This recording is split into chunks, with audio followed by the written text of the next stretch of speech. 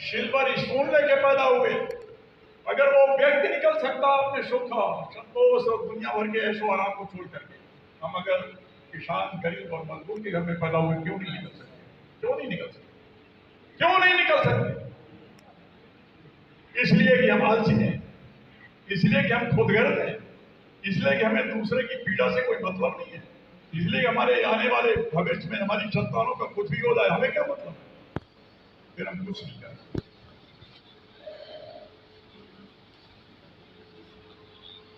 बड़े विश्वास के साथ आदरणीय श्री धनखड़ जी ने हमारे पास विश्वास किया है, मेरे साथियों पे विश्वास किया, मैंने विश्वास दिलाता कि जिस आसानी से आपने अपना पद छोड़ा, आपने 13 वर्ष तक 10 वर्ष तक निरंतर अनवरत जिस पार्टी को सींचा अपने खून पसीने से, एक सेकंड नहीं लगाया अपने पद छोड़। मैं आपको विश्वास दिलाता हूं, मेरी उपयोगिता जिस क्षण खत्म हो जाएगी उसी क्षण मैं एक पल की भी लापरवाह किए हुए अपना पद छोड़ देता हूं।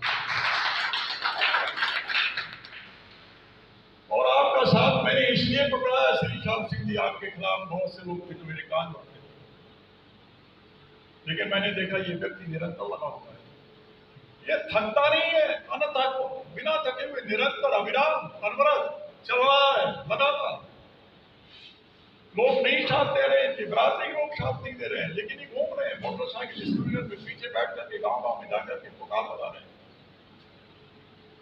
लेकिन इतना स्वार्थी है समाज, जिस दिन ये पार्टी सत्ता के निकट पहुंचेगी, इनके समाज के कम से कम 90% लोग इनके पीछे खड़े होंगे, गर्व महसूस करेंगे।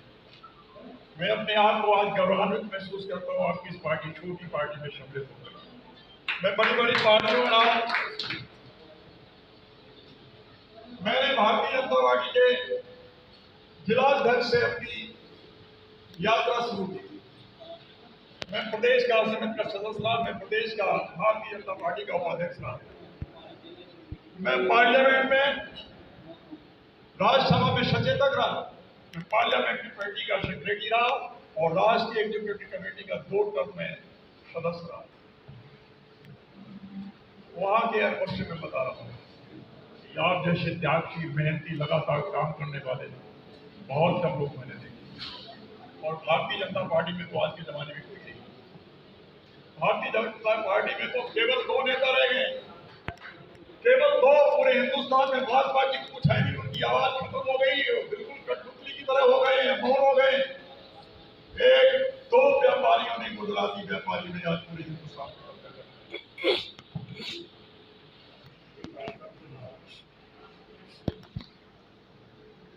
मुझे विश्वास है कि मेरी बात पर जरूर आप ध्यान देंगे, अपने एक बुजुर्ग साथी की बातों पे जरूर आप चिंतन करेंगे, समझेंगे। और जरा भी अगर आपने अपने जीवन में इन बातों को उतारा तो मेरा विश्वास है हमारा और हमारी पार्टी का भविष्य निश्चित रूप से उज्जवल होगा।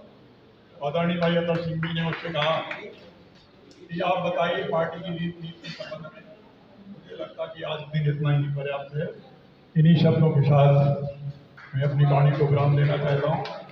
अगर इस दौरान मेरे शब्दों से, मेरी किसी बात से अगर आपको कोई कष्ट पहुंचा हो तो उसके लिए मैं खेद व्यक्त करता हूँ। बहुत बहुत धन्यवाद। नमो बुद्धाय।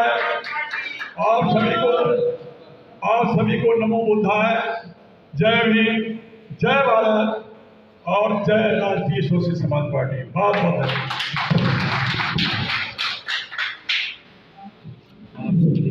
जनता कल्याण आज गांधी भवन लखनऊ में विभिन्न राजनीतिक दल एकजुट हो रहे हैं 2024 में अपनी सरकार बनाने के लिए।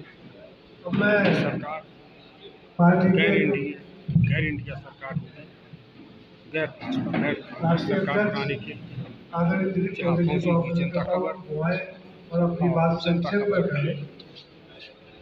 आप देखते रहिए, खूब लाइक कीजिए, कमेंट कीजिए, शेयर कीजिए। इंडियन नेशनल डेमोक्रेटिक रिपब्लिकन पूरे उत्तर प्रदेश से हार्दिक स्वागत है। धन्यवाद। आप सब देखते रहिए। सभी जिलों से चलकर आए जनता खबर राष्ट्रीय सोशलिस्ट समाज पार्टी के सभी कार्यकर्ता प्रतिनिधि, मंच पर विराजमान हम सबके संरक्षक और अभी तक इस पार्टी को गांव गली गलियारे में पहुंचाने का काम कर रहे परम आदरणीय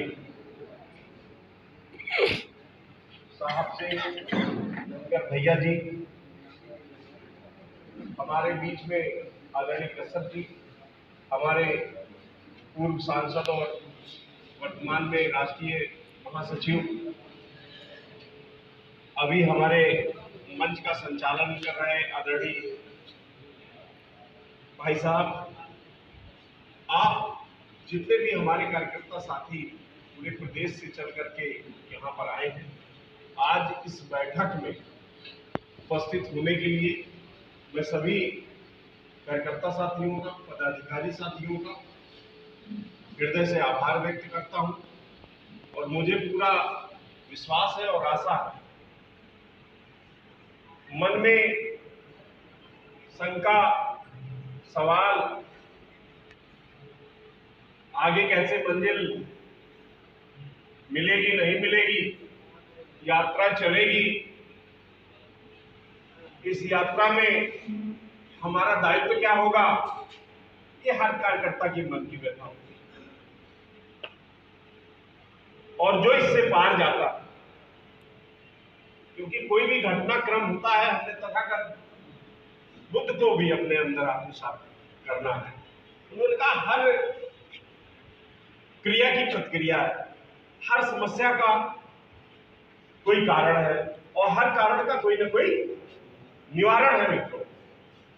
तो यहां जो भी आज घटनाक्रम हुआ है वो हमारे परिवार का है, पार्टी का है, हमारे हर एक मेंबर का। आपने 2013 से राष्ट्रीय शोषित समाज पार्टी की राजनीतिक यात्रा को यहां तक अविरल आगे लाने का काम किया। बहुत सारे लोगों ने अपना त्याग, धन, अपना समय लगाया होगा और मन में ये भी क्वेश्चन होगा कि ये दिलीप चौधरी कहां से आ गए और ये राष्ट्रीय अध्यक्ष के पद पर बैठा दिए गए। तो हम बुद्ध को अनुसरण करते हैं, अपने महापुरुषों को अनुसरण करते हैं, बाबा साहब और मानवर कांशीराम साहब को अनुसरण करते हैं, तो हम पाते हैं कि कोई घटना अगर बड़ी घटनी होती है तो कुछ अजीबो गरीब सवाल हमारे आपके बीच में आते हैं, जो समय आने पर ही जवाब बनते हैं। इसलिए मित्रों, जिसके पास अभी जो दायित्व है, मेरी आप सबसे प्रार्थना है, अध्यक्ष बड़ा नहीं होता, आज मैं और कल मेरे बाद कोई और। आदरणीय भैया जी के पुरुषार्थ और त्याग की चर्चा आदरणीय बाबूजी कर रहे थे, इटावा बैग लेकर के जा रहे। आप लोगों ने भी संघर्ष किया होगा, साइकिल चलाई होगी, तमाम यात्राएं की और बहुत सारी राजनीतिक यात्रा में बहुत यात्राएं होती, बहुत संघर्ष होता है, कठिन परिश्रम होता है। कल्पना करिए, हम जाति व्यवस्था के उत्पीड़न के शिकार लोग और उस व्यवस्था से शिकार होने के कारण राजनीतिक भागीदारी नहीं मिली। उस भागीदारी को प्राप्त करने के लिए रात दिन नए नए शोध कर रहे, आदरणीय भैया जी ने भी एक शोध किया है, आप विश्वास रखिए, उन पर भरोसा रखिए, नए नेतृत्व पर, आदरणीय सांसद जी पर। समाज पार्टी जिंदाबाद, समाज पार्टी जिंदाबाद, दिलीप चौधरी जिंदाबाद, आज राष्ट्रीय शोषित समाज पार्टी की एक छोटी सी घटना, ये आने वाले समय में मैं आपको गारंटी से कह सकता हूं कि ये बहुत बड़ा तहलका और संग्राम मचाएगी और आपके मान सम्मान को राष्ट्रीय पटल पर लाने का काम करेगी। इसी के साथ मैं मंच की तरफ से, आप सभी सम्मानित कार्यकर्ताओं की तरफ से इस मंगलमयी यात्रा के लिए, करुणामयी यात्रा के लिए, तथागत गौतम बुद्ध के आशीर्वाद की यात्रा के लिए, बाबा साहब अंबेडकर के सपनों की यात्रा के लिए आप लोग संकल्प लेकर के जाइएगा ईवी रामास्वामी नायकर पेरियार के उस संकल्प के लिए जो 33 करोड़ देवी देवताओं को एक लड़िया पे लाद करके सरेआम जूतों में मार करके पाखंड और अंधविश्वास को खत्म करने का काम कर रहे थे। ये ज्योतिबा फुले और माता सावित्रीबाई फुले के उस विद्यालय के लिए ये मंगलमयी यात्रा है। ये मानव कांसी राम के उन विचारों की यात्रा है जिसमें आज की कड़ी बहुत आने वाली कड़ी बहुत बड़ी है। मैं आदरणीय संरक्षक से, आदरणीय भैया जी से मुझे जो भी मार्गदर्शन मिलेगा, जो भी आदेश आज्ञा मिलेगी, आप सबका जो भी सुझाव निमंत्रण मिलेगा, पूरे प्रदेश में अपितु पूरे देश में आपके कंधे से कंधा मिला करके इस यात्रा को पूरी करने की कोशिश करूंगा। आपका भाई हूं, आपका बेटा हूं। हो सकता है मुझसे कोई कमी रह जाए इस यात्रा में, तो जरा अपना समझ के हमको डांट देना। हमारी अपनी गलती किसी तीसरे दल वाले से मत कह देना। घर की बात घर में रहनी चाहिए। मुझको बताओ मैं सही कर रहा हूं या गलत कर रहा हूं? लड़ाई हम में और आप में होनी है। किस बात की होनी है? सत्ता के संग्राम की होनी है, देश में हुक्मरान बनने की होनी है। ये हमारे आपकी घर की लड़ाई और कमरे की लड़ाई होनी है, लेकिन मीडिया में नहीं होनी चाहिए, किसी दूसरे दल में नहीं होनी चाहिए। किसी राजनीतिक होटल पर बैठ करके आदरणीय भैया जी ने जो संकल्प लिया है उनके मन में बहुत पीड़ा होगी, बहुत त्याग होगा और बहुत सपने उन्होंने देखे होंगे। अगर यहां से जाने के बाद अभी जो प्रश्न उठाने हैं उठा लीजिए। आदरणीय भैया जी के गमों के साथ अपने गमों को मिला दीजिए, लेकिन यहां से जाने के बाद कोई भी हमारा साथी ना तो भैया जी के लिए, ना अपने महापुरुषों के लिए और उनके संकल्पों को पूरा करने के लिए आप लोग लगोगे कि नहीं लगोगे? जरा एक बार हाथ उठा करके बताओ। कोई ऐसा भाई तो नहीं है जो भैया जी से अलग हो, राष्ट्रीय शोषित समाज पार्टी से अलग हो? तो मित्रों ये आज की बात, यहां की बात और यहां जो भी राष्ट्रीय कार्यकारिणी बनी है उसकी बात हमारे घर की बात है और हम तक रहनी चाहिए, किसी दूसरे के पास नहीं जानी चाहिए। इसी के साथ मैं आप सबकी मंगलमय यात्रा, शासक बनने की यात्रा, नए संकल्पों की यात्रा और उस यात्रा को पूरे करने में जो भी बाधाएं आए उन बाधाओं में मैं आपके साथ, आदरणीय भैया जी आपके साथ, आदरणीय सांसद जी आपके साथ, हम सब पूरा परिवार एक दूसरे के साथ खड़ा होने का प्रयास करेंगे। इसी के साथ मैं अपनी वाणी को विराम दूंगा। जय भीम, जय भारत, जय संविधान, जय शोषित समाज पार्टी। आप सब देखते रहिए जनता खबर। आज गांधी भवन में जुटे हैं विभिन्न राजनीतिक लोग जो 2024 की मंजिल को तय करेंगे। आप सब समाप्ति की घोषणा की जाती है। देखते रहिए आप कभी यहाँ आए, जनता खबर। इसीलिए पुनः आपका स्वीकार होता हूँ।